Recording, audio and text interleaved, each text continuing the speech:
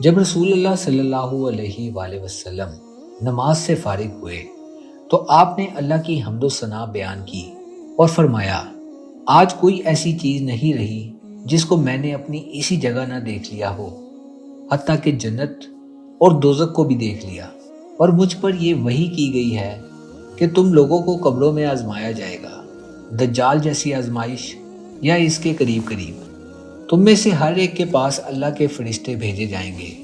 اور اس سے کہا جائے گا کہ تمہارا اس شخص یعنی محمد صلی اللہ علیہ وآلہ وسلم کے بارے میں کیا خیال ہے۔ ایمان رکھنے والا کہے گا کہ محمد صلی اللہ علیہ وآلہ وسلم اللہ کے سچے رسول ہیں، وہ ہمارے پاس نشانیاں اور ہدایت کی روشنی لے کر آئے، ہم نے اسے قبول کیا، ایمان لائے اور آپ کا اتباع کیا۔ پھر اس سے کہہ دیا جائے گا، تو سو جا، در حالیہ تو مرد صالح ہے اور ہم جانتے تھے کہ تو مومن ہے۔ اور منافق کہے گا کہ میں کچھ نہیں جانتا،